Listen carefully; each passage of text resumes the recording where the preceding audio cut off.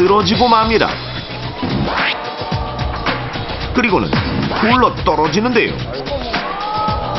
하지만 지표면에 놓여있는 버스는 조금의 움직임도 없습니다. 자, 이처럼 바람은 지표면보다 고도가 높으면 높을수록 점점 더 강하게 부는데요. 그 이유는 바람이 지표면에 부딪히면서 마찰이 생기게 되고 그 마찰에 의해 바람의 세기가 약해지기 때문입니다. 때문에 우리가 일반 도로에 있을 때보다 상대적으로 높은 다리 위에 있을 때 더 많이 바람의 영향을 받게 되는 것인데요. 일반 도로에서 초속 10m의 바람이 불 때 자동차가 시속 100km로 달린다면 자동차가 받는 힘은 717N, 약 72kg의 무게가 1m 높이에서 차량으로 떨어지는 힘인데요.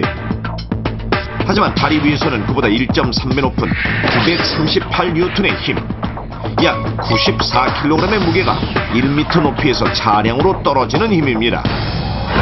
특히 복층 구조로 이루어진 광안대교와 영종대교는 바람이 심하게 불 때 더욱 위험할 수 있는데요. 두 개의 다리가 위아래로 층을 이루고 있는 데다 다리를 연결하는 구조물까지 있어 강한 바람이 불게 되면 바람이 아래층 다리 구간에 회오리 치듯 몰리게 됩니다. 그로 인해 아래층 다리 구간에는 상대적으로 더 강한 바람이 불게 되는데요. 실제로 지난 4월 광안대교의 아래층 구간을 지나던 트레일러에서 컨테이너가 떨어져 옆을 달리던 트럭을 덮쳤고 1시간 뒤 비슷한 지점에서 또 다른 트레일러가 넘어지면서 자동차 2대를 덮치기도 했습니다. 이처럼 다리 위는 바람에 의한 사고율이 일반 도로에 비해 더 높을 수밖에 없는데요. 그런데 다리 위에서 전복사고를 당할 확률을 더 높이는 것이 있습니다. 바로 차의 모양. 자, 여기 우리가 흔히 타거나 주로 이용하는 자동차를 모형으로 준비했는데요. 일반 승용차와 소형 승합차, 그리고 버스. 이들 중 과연 어떤 자동차가 바람에 쉽게 전복될까요? 1m 높이의 다리 모형 위에 자동차 모형들을 일렬로 놓고 약한 강도의 바람부터 불게 해서 서서히 그 세기를 높였습니다. 과연 결과는 어떨까요? 5m 바람 주세요. 실험 시작. 다리 위에 자동차 모형들을 세워놓고 초속 5m의 바람이 불게 했는데요. 아직까지는 세 차량 모두 잘 버팁니다. 자, 그럼 바람의 강도를 조금 높여보죠. 그러자 조금씩 움직이기 시작하는 버스. 얼마 버티지 못하고 전복돼 버리고 맙니다.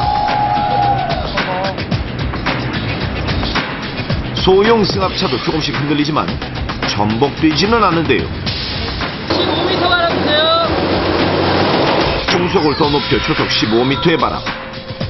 그러자 흔들리던 소형 승합차가 전복돼 떨어집니다. 남은 건 승용차 하나뿐인데요. 자, 그러면 바람의 강도를 조금 더 높여보겠습니다. 하지만 강해진 바람에도 끄떡없는 승용차. 결국 승용차를 제외한 나머지 차량은 모두 전복되고 말하는데요. 도대체 왜 버스, 소형 승합차는 이처럼 바람에 쉽게 전복되는 것일까요? 그 이유는 차의 모양에 있습니다. 자동차의 폭에 비해 차체의 높이가 높을수록 강풍에 의해 전복될 가능성이 더 높은데요. 차체의 높이가 높을수록 차의 무게중심이 상대적으로 위쪽에 있어 강풍에 의해 전복될 가능성이 높은 것입니다.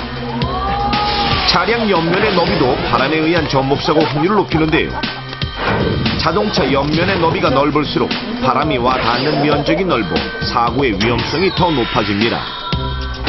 그렇다면 낮은 차, 적당한 넓이의 일반 승용차라면 다리 위에서 강풍을 만나도 안전할까요? 아무리 안전한 자동차라도 강풍에 의해 쉽게 전복될 수 있는 최고의 조건이 있습니다.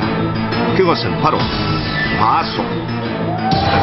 바람이 불 때 과속을 하게 되면 얼마나 위험한지 직접 실험을 통해 보여드리겠습니다. 실험 방법은 이렇습니다. 전신보호 장구를 착용한 스턴트맨이 일반 승용차로 곡선 구간을 운행하는데요. 강풍기는 초속 40m의 바람으로 승용차가 곡선 구간을 진입할 때 강풍을 만날 수 있도록 배치했습니다.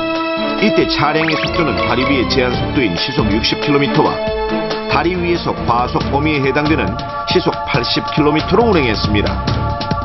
과연 승용차는 바람의 영향을 얼마나